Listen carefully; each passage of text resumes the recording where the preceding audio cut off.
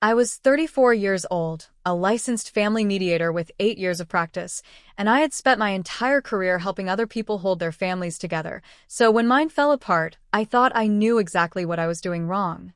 I didn't. My name is Renata Osei. I am the woman who sat in the back pew of Saint Dominic's parish on a Tuesday morning in September and watched a priest baptize my daughter, while my mother stood at the font in my place. My daughter's name is Clara. She was 4 months old. She smelled like warm milk and the lavender lotion I rubbed into her feet every night before she slept. And she was dressed in a christening gown I had never seen before, white eyelet, 3/4 sleeves, a satin bow at the collar, that my mother had purchased without telling me, the way my mother did most things. I found out at 7:12 on a Tuesday morning when my neighbor Doris Albrecht called me from her car outside Piney Creek Community Church 2 streets over and said she just passed the Saint Dominic's parking lot and seen my mother's Buick, my aunt's minivan, and a catering van she didn't recognize. Doris was 71 and had lived on Farwell Road in Clement County her whole life. She didn't miss things. I remember the way the phone felt in my hand. Cool. Heavier than it should have been. Welcome back to channel_name, where we talk honestly about the moments that redefine what family actually means and what it costs to finally understand the difference. If you're new here, I'm glad you found this. And if you've been here a while, you already know, we don't do rage. We do truth. I need to tell you about the envelope. Father Dominic Abra had been the pastor at Saint Dominic's for 19 years. He had baptized my older brother Marcus there in 1988. He had presided over my grandmother's funeral in 2011. He was not a man who stopped mid-ceremony for nothing. But he stopped that morning. He paused at the font with the shells still dripping holy water onto the stone floor, looked down the center aisle toward the back of the church, and found my face in the last pew, as though he had known exactly where I would be sitting. He had something in his hand. A cream-colored envelope, rectangular, the kind used for formal correspondence. That envelope is why I'm telling you this story. My mother had told everyone I had stepped aside, that I was overwhelmed, that I had asked her, quietly, privately, to take the lead because the postpartum had been hard and I needed rest.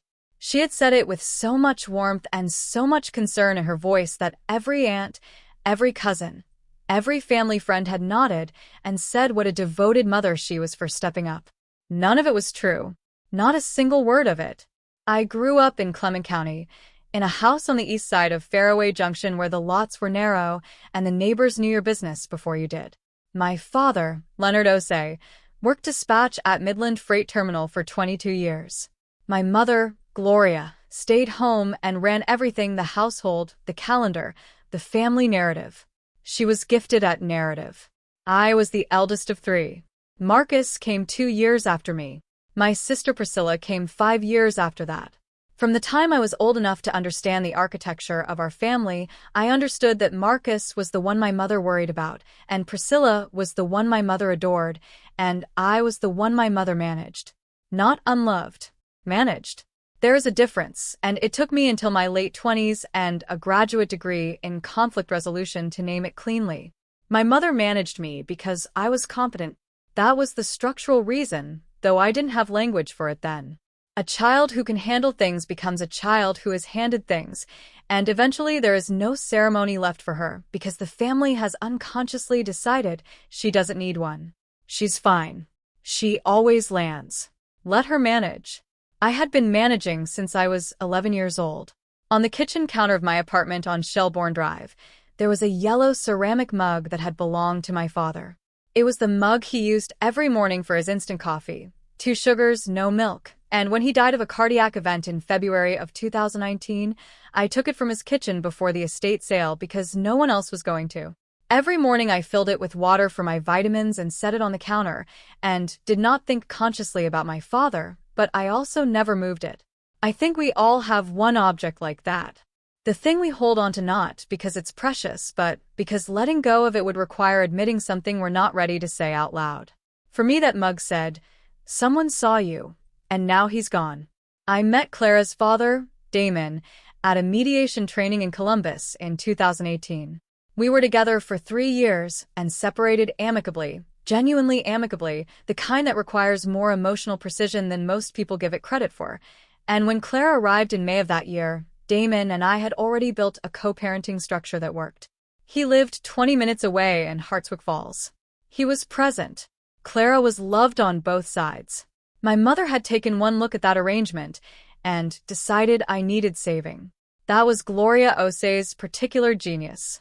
She could look at a functioning thing and locate the hairline crack and press her thumb into it while telling you she was only trying to help. She had done it to my marriage prospects, to my apartment choices, to my friendships, and now she had done it to my daughter's baptism. The plan, as I pieced it together later, had been forming since Clara was 6 weeks old. My mother had called Father Abra directly, not through the parish office, but on his personal line, which she had because she'd been on the building fund committee for a decade. She had scheduled the date. She had ordered the gown from a boutique in Millhaven called Lace and Grace. She had arranged a catering deposit of $1,847 at a reception hall on Clement Road. She had called every family member and told them the date, and told them I had asked for her help because I was struggling. She had not called me. The envelope had come from my grandmother on my father's side. Estelle Osei had died in March, 7 months before the christening, at the age of 88, and she had left the envelope in the care of Father Abra with specific written instructions. He had kept it in the locked drawer of his office desk for those 7 months, and he had told no one it existed. Not my mother, not Marcus, not the parish secretary. The instructions Estelle had left were precise. The envelope was to be placed in Renata's hands at Clara's baptism. Not before. Not after. My grandmother had known something I didn't yet know. She had known it long enough to make arrangements. What my family did not know, what my mother, in all her management and maneuver, had never thought to account for, was the record of what I had actually done. I had driven 40 minutes each way to Clement County General twice a week for 3 years, sitting with my father through his cardiac rehabilitation appointments, because Marcus lived out of state and Priscilla said the hospital made her anxious. I had taken 2 weeks of unpaid leave from my practice in the fall of 2017 to move my parents from the house on Fairway Junction to a smaller place on Birch Mill Road after my father's first episode, packing and labeling and coordinating the movers, while my mother directed from the kitchen doorway. I had covered the gap in my parents' roof repair in the summer of 2018, $3,340, paid directly to Halverson Contracting on Clement Road, because the insurance adjuster had underpaid and my father didn't want to fight them. For 11 months after my father died, I drove to my mother's house on Birch Mill Road every Sunday afternoon and sat with her for 2 hours, sometimes talking and sometimes just being present in the same room, because grief does not follow a schedule, and she should not have been alone with it.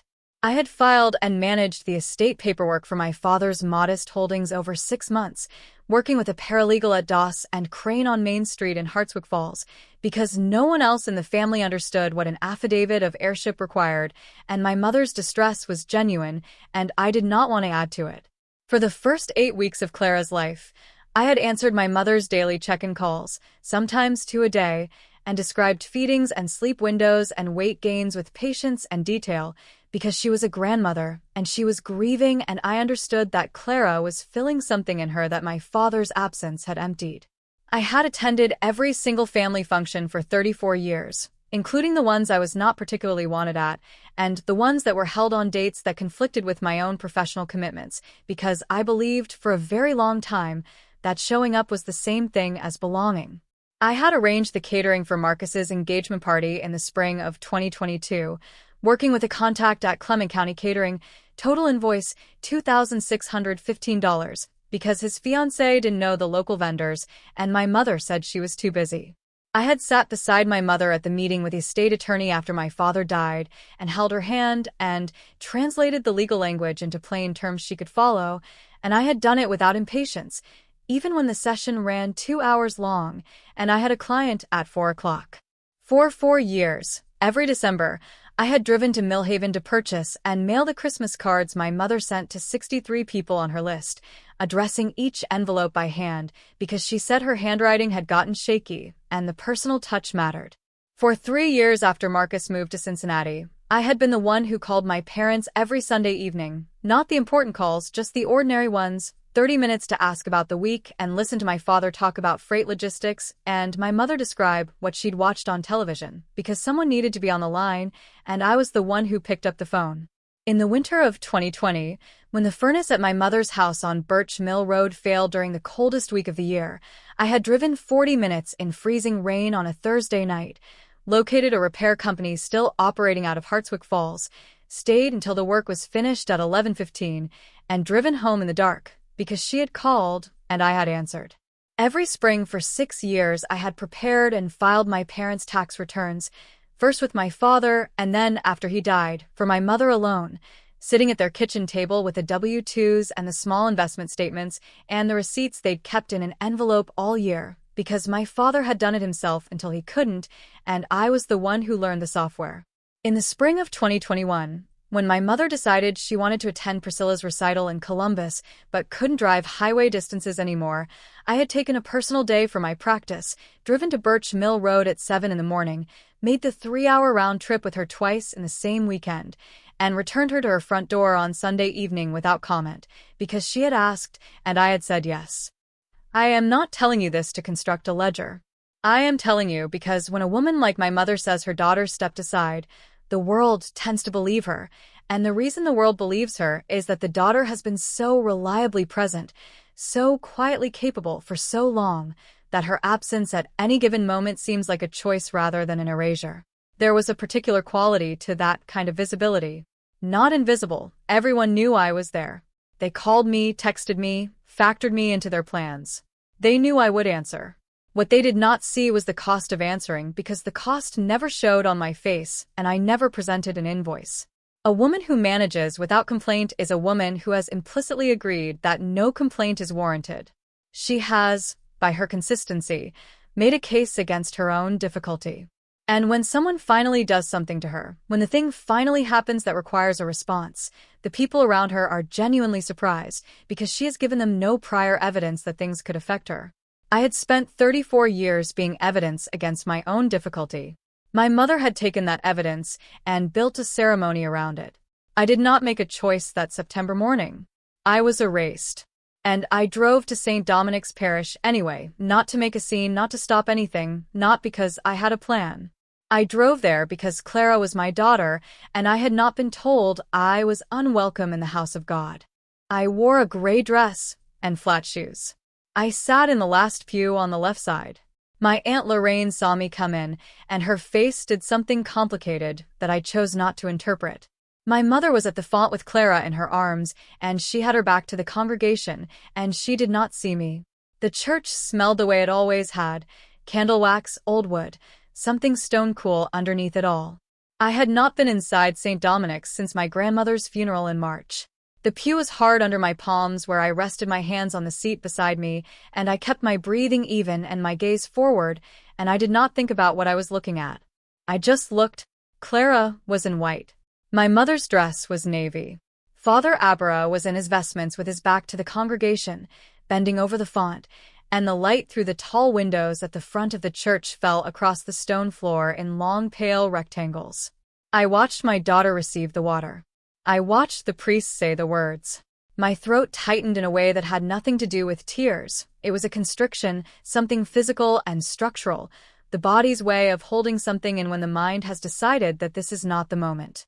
And then Father Abra raised his eyes from Clara's head and found me in the back of that church. He said, quietly but clearly, in a voice that carried because Saint Dominic's had excellent acoustics and no one was speaking, "Renata, will you please come forward?" Not a question. A request made gently but made. The room went still. My mother turned around. I stood up, smoothed the front of my dress, and walked down the center aisle of the church where my father had been an usher for 15 years, toward the priest who was holding a cream-colored envelope with my name written on the front in my grandmother's handwriting. I didn't hurry. I didn't look at my mother.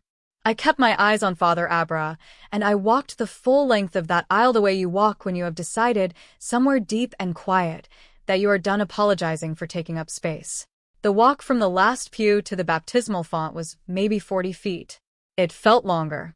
I was aware of every face turning as I passed. My Aunt Lorraine, who had seen me come in and said nothing. My cousin Bev, who was holding a gift bag with white tissue paper and whose mouth had gone slightly open. My mother's friend Cynthia from the building fund committee, who looked at me the way people look at something that was not supposed to be there. My mother stood at the font with Clara still in her arms. Clara was awake. She was looking up at the ceiling the way 4-month-olds do, tracking light, indifferent to ceremony.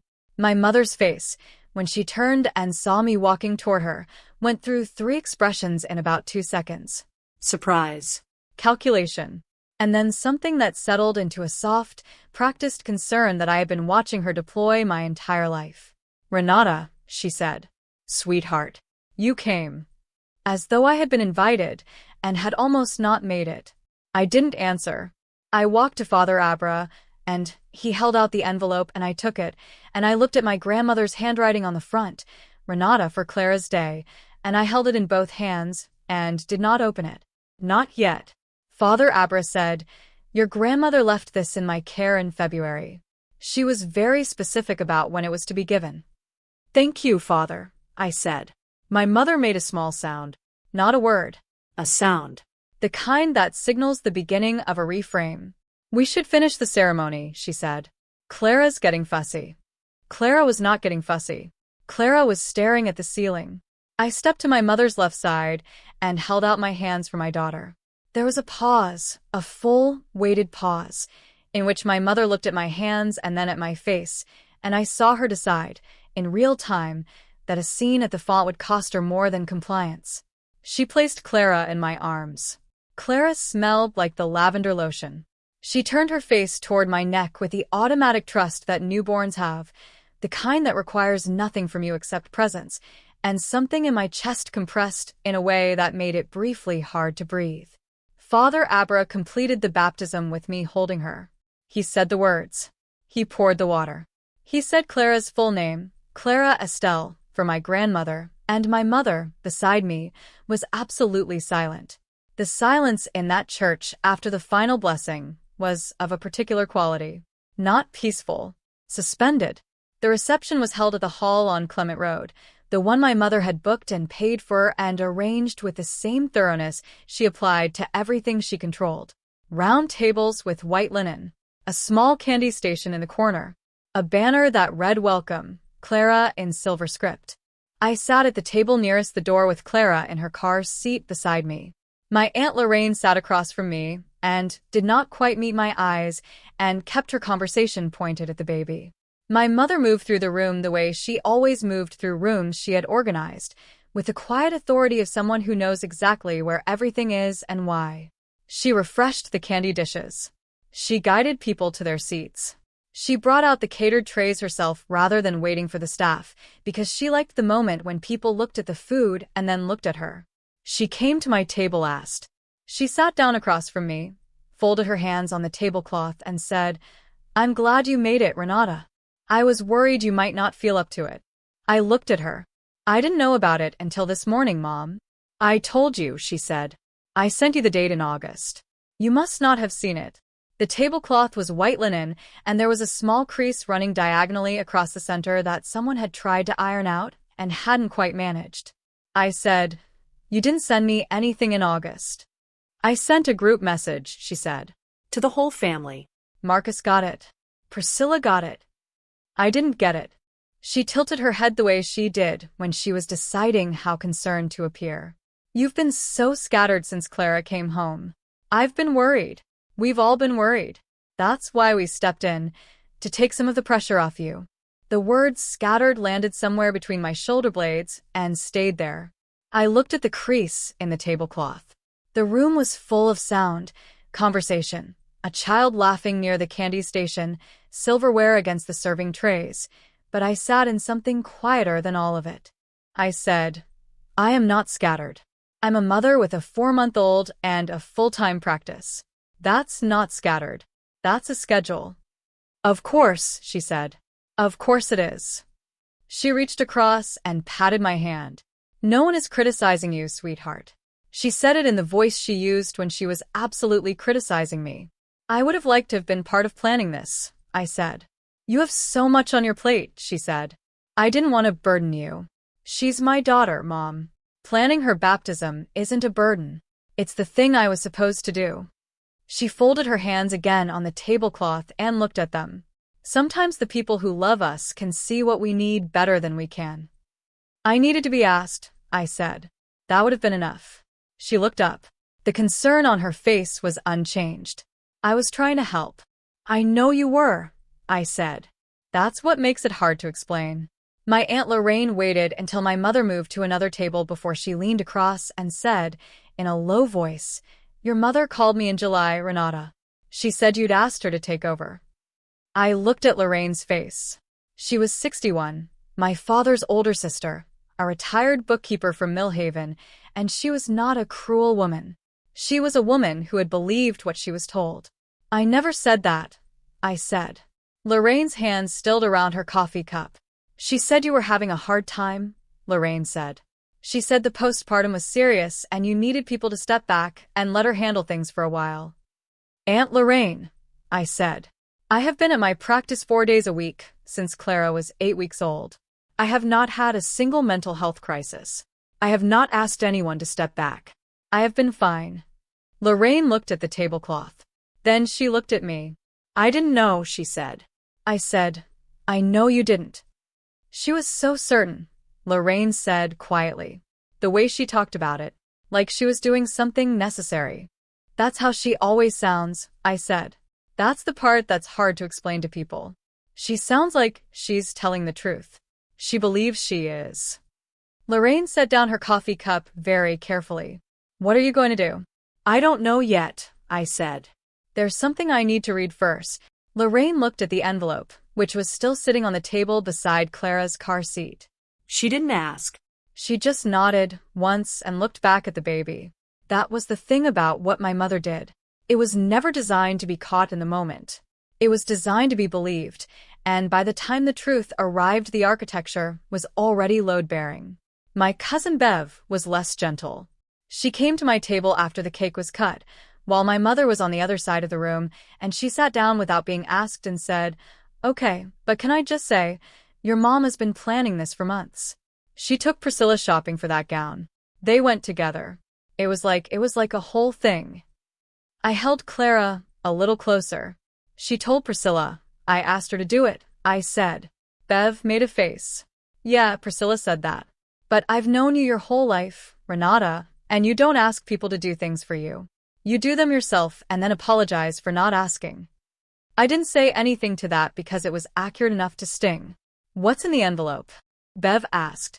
I looked down at the cream rectangle still sitting on the table beside Clara's car seat, my grandmother's handwriting facing up. "I don't know yet," I said. "Are you going to open it here?" "No," I said. Bev nodded like that made sense. She looked across the room at my mother, who was laughing at something Cynthia had said, her hand on Cynthia's arm, her head tilted back. She looked radiant. She looked like a woman who had done a beautiful thing for her family. "She really believes it, you know," Bev said quietly, "that she was helping." I watched my mother's face across the room. The ease of it. The complete, untroubled ease. "I know," I said. "That's the part that's hardest to explain to people." "What are you going to do?" Bev asked. "I'm going to go home," I said. "I'm going to put Clara down. And then I'm going to read what's in that envelope." Bev was quiet for a moment. She looked at the envelope again, then back at me. "She left it with Father Abra?" "7 months ago," I said. "With instructions." Something shifted in Bev's face. She pressed her lips together and looked across the room at my mother again. "Gran always knew," she said, very quietly. I didn't answer. I looked at the satin bow on Clara's collar, which had come slightly loose.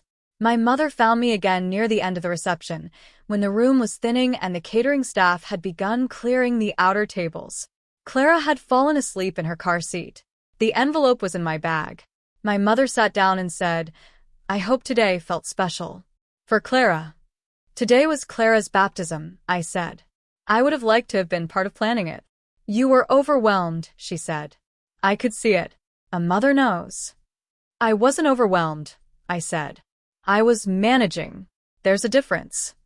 She looked at me with something that was almost pity. "You've always said that, even as a little girl." "I'm managing, Mom," She smiled, soft and sad. You never let anyone help you. I set my hand flat on the tablecloth and did not speak. The catering staff moved behind us. The candy station was being dismantled, the glass jars wrapped one by one in white paper. No one at the nearby tables was looking at us. I looked at my daughter sleeping in the car seat. The satin bow on her collar had come slightly loose. You didn't help me, I said. You replaced me. My mother's expression didn't change immediately. It shifted the way weather shifts, slowly enough that you could almost believe you'd imagine the movement. That's a very hurtful thing to say, she said. I know it is, I said. I said it because it's true. I did this for Clara, she said.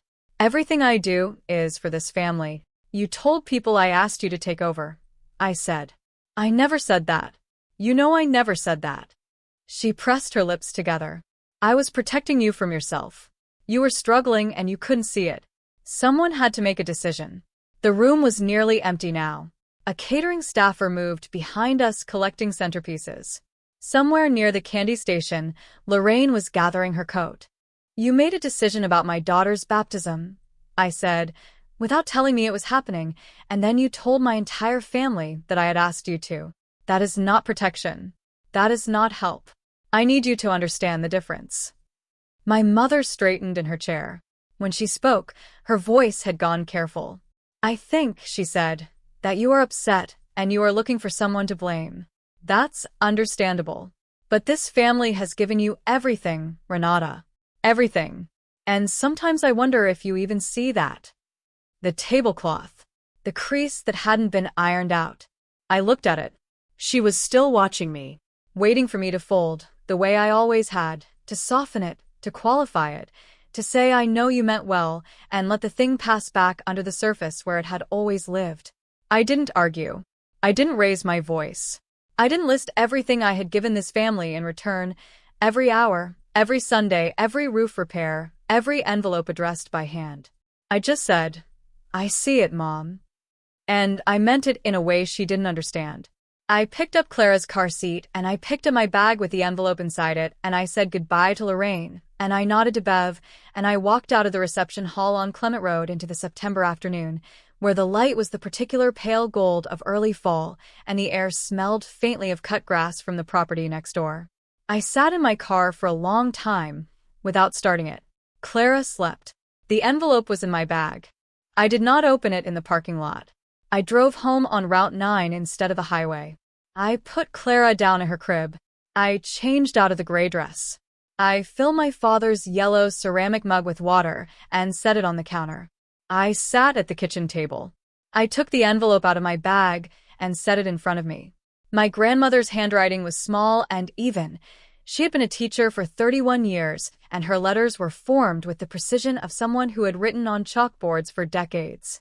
Renata, for Clara's day. I pressed my palm flat against the envelope. I left it there. I looked at it for a long time in the quiet of my kitchen on Shelbourne Drive, with the September light coming through the window above the sink and the sound of Clara breathing through the monitor on the counter. Then I reached in.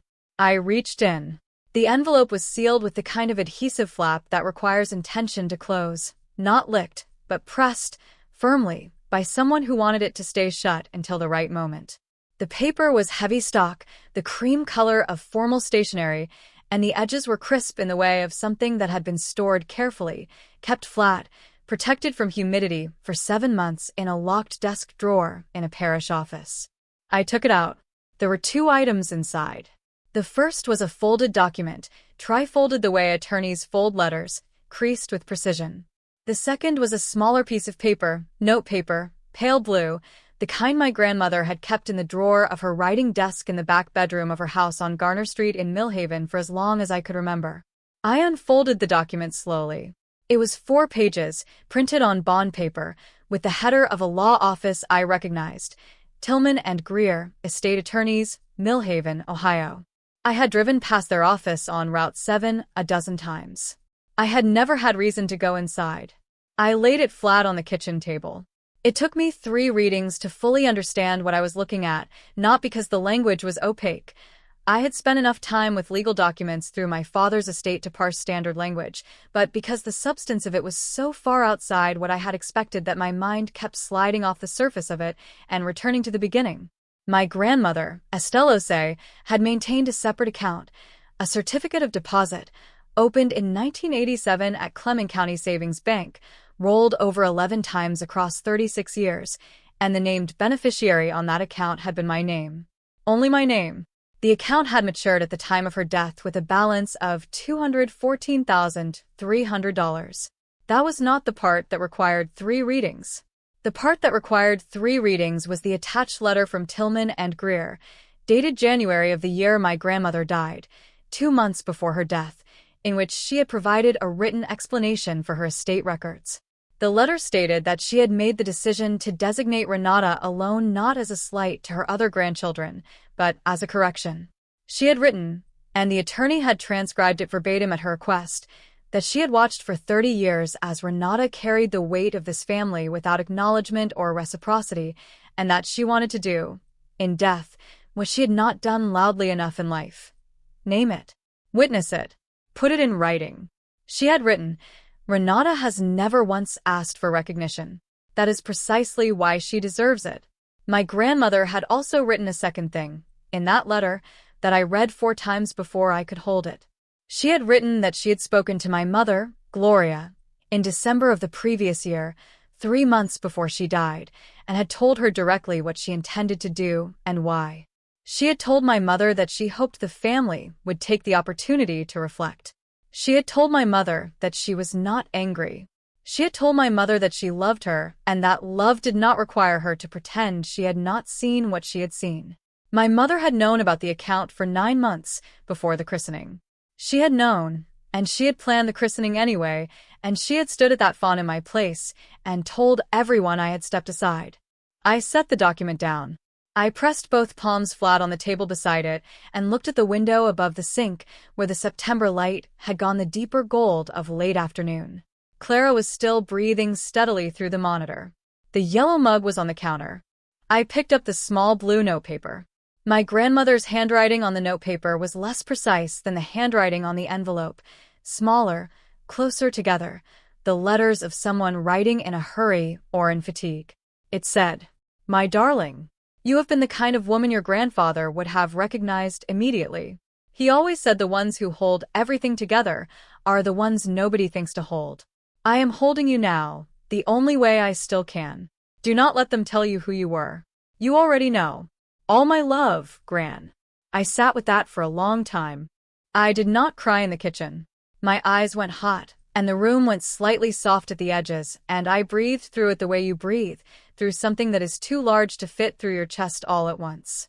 I held the blue notepaper with both hands, and I let it be what it was. Then I picked up my phone and called my mother. She answered on the second ring, which told me she had been expecting the call. "Renata," she said. "How's Clara?" "Clara's sleeping," I said. "I need to talk to you about the document Father Aber gave me." A pause. Small. Calibrated. "What document, sweetheart?" "The one from Tillman and Greer," I said. "The one concerning Gran's estate." Another pause. Longer this time. "I don't know what you're referring to," she said. "Mom," I said.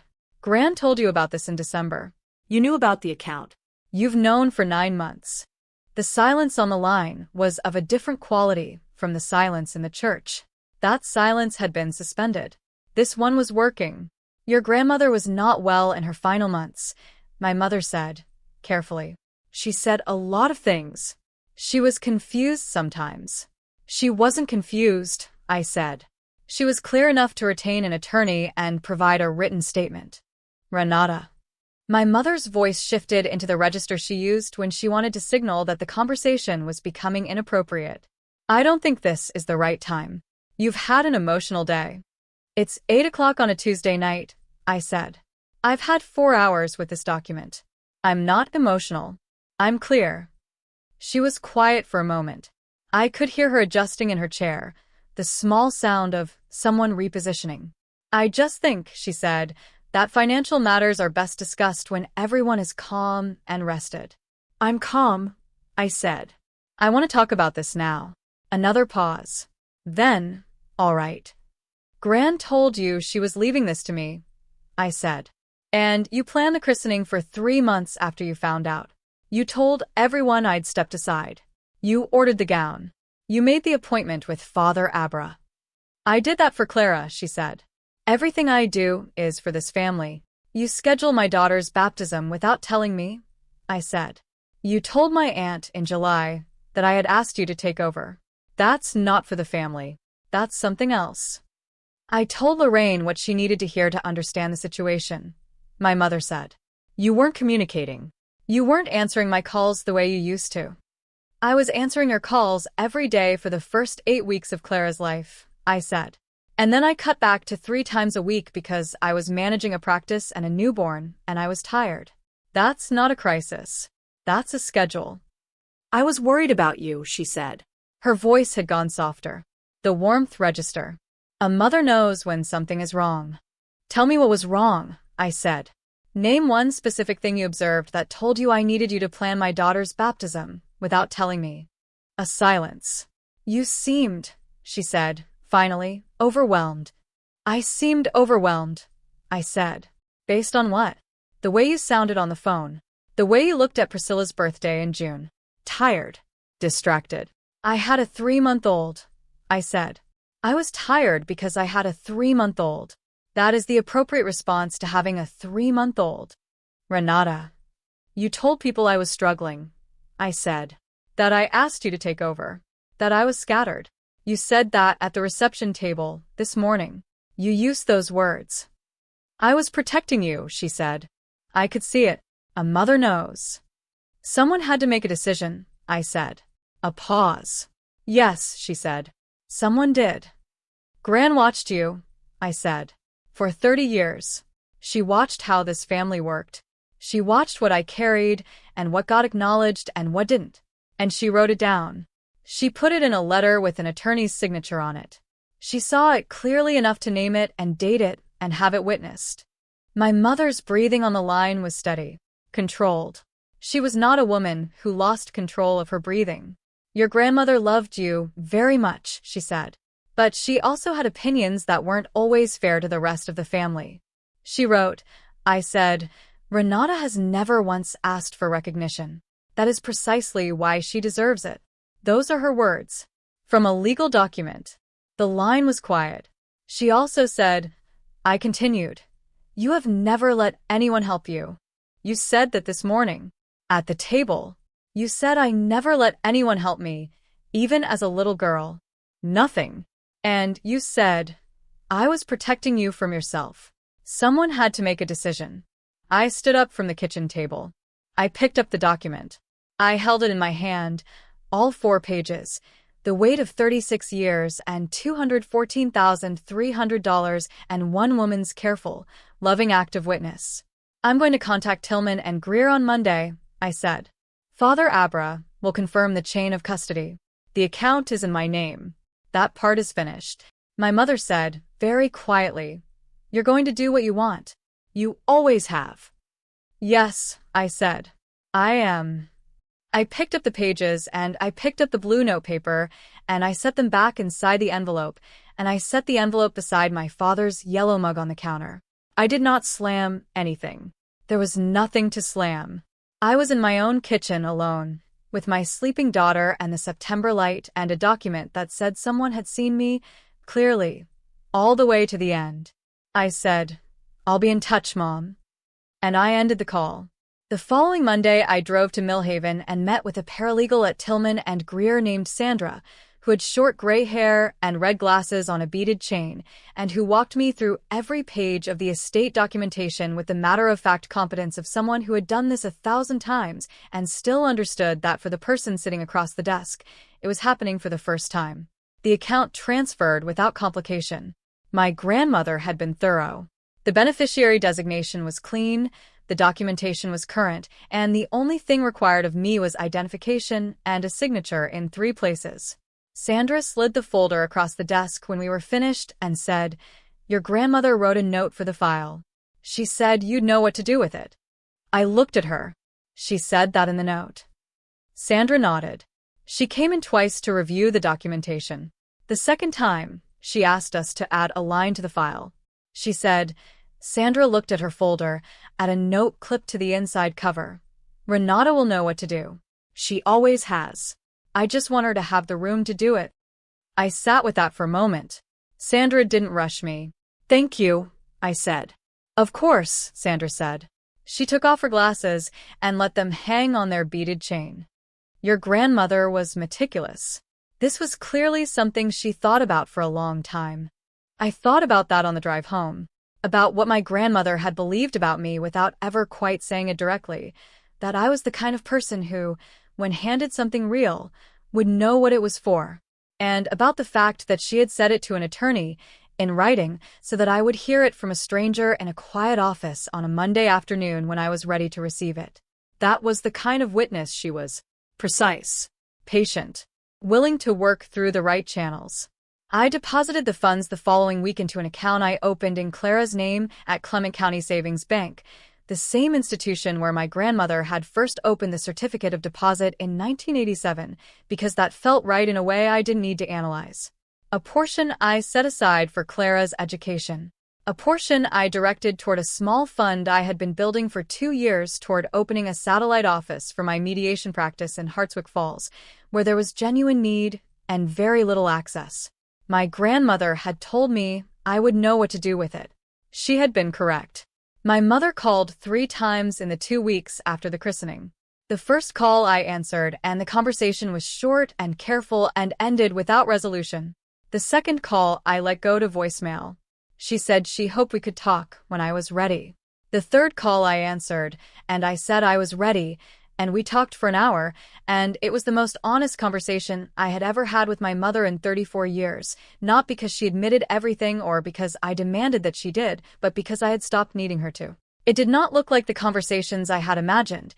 In the months before that September morning when I had sometimes, in the small hours with Clara asleep against my chest, allowed myself to imagine what it would feel like if someone in my family simply said, I see you.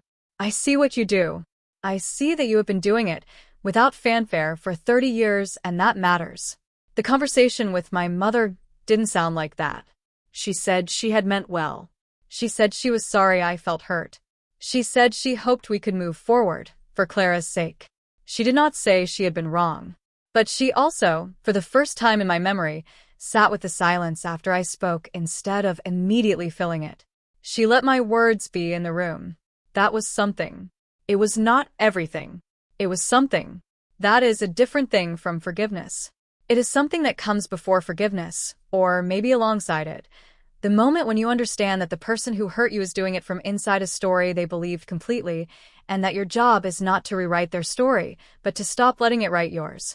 My mother had spent 30 years managing me, because managing felt like loving. She had taken over my daughter's christening because, in the architecture of her own interior world, taking over and caring for were the same motion.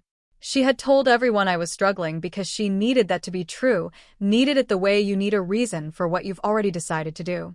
My grandmother had seen it, had seen her own daughter, clearly and without bitterness, and had loved her anyway, and had still picked up a pen. That is what grace looks like when it has good legal counsel. My Aunt Lorraine called me in October and asked if she could come see Clara. I said yes. She came on a Saturday and brought a casserole and sat at my kitchen table and said, without preamble, I should have called you in July when your mother told me. I should have asked. I told her I understood. She held Clara for 2 hours and cried quietly once when she thought I wasn't watching, and I pretended I wasn't. Before she left, she stood in the kitchen doorway with her coat on and said, Your father would have been proud of how you handled it. All of it. She said it quickly, like she'd been holding it since she walked in and needed to let it out before she could leave. I said thank you. She nodded once and went out to her car. I stood at the window and watched her back out of the driveway, and I kept my hand flat on the counter, next to my father's yellow mug, until her taillights were gone. Damon, when I told him the full story, said nothing for a long moment and then said, Clara's going to know who you are. She's going to grow up knowing exactly who her mother is. He said it simply, without drama, the way you say things you mean completely. I hope so, I said. Not hope, he said. She's going to know. That's just how it works when a parent shows up the way you show up. I thought about that later, after Clara was down for the night, and the apartment was quiet. About the difference between being seen by the people who were supposed to see you and being seen anyway. My grandmother had seen me from across 30 years and 2 generations and had put it in a document. Damon had seen me across 4 years and a co-parenting arrangement and said it plainly at a kitchen table. Lorraine had seen me in a doorway with her coat on and said it fast, the way you say the thing you've been afraid to say. You can wait your whole life for the people who were supposed to see you, or you can notice the ones who already have. I keep the blue notepaper in the drawer of my writing desk. Not framed. Not displayed. In the drawer, where I can take it out when I need to and put it back when I don't. My grandmother was a woman who understood that some things are not meant to be performed. They are meant to be held. I still fill my father's yellow ceramic mug with water every morning. I set it on the counter. I do not think consciously about my father, but I do not move the mug. Some mornings I stand at the counter for a moment longer than I need to, and I look at it, and I think about the way my grandmother picked up a pen and wrote his daughter's name at the top of a legal document and said, "This one. Her." For all of it and all the years of it, and every quiet Tuesday when no one was watching and she still showed up anyway. This one. We all have the thing we hold on to not because it is precious, but because letting it go would mean admitting we are ready for what comes next. Maybe the difference between grief and growth is just knowing which things you are still holding and why. Clara is 8 months old now.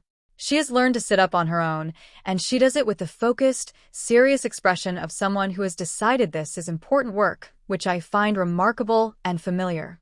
She looks at the world like she intends to be in it fully. I am going to make sure she is. There is a kind of quiet that settles into you after you stop waiting for people to see you and start simply living where you are. It is not resignation. It is not bitterness. It is something lighter than either of those, a recognition that your life belongs to you fully, not as a consolation prize, but as the actual thing you were given and the only thing you were ever asked to take care of. That's my story. A cream-colored envelope with my name in my grandmother's handwriting, held in a priest's hands at a baptismal font. A yellow ceramic mug that I fill every morning with water and set on the counter, without thinking. A 4-page document from Tillman and Greer that I carried home in my bag on a September afternoon and read 3 times at my kitchen table until it became real. If you are the person in your family who shows up, who manages, who covers the gap and addresses the envelopes and sits in the hospital waiting rooms, take this as your sign.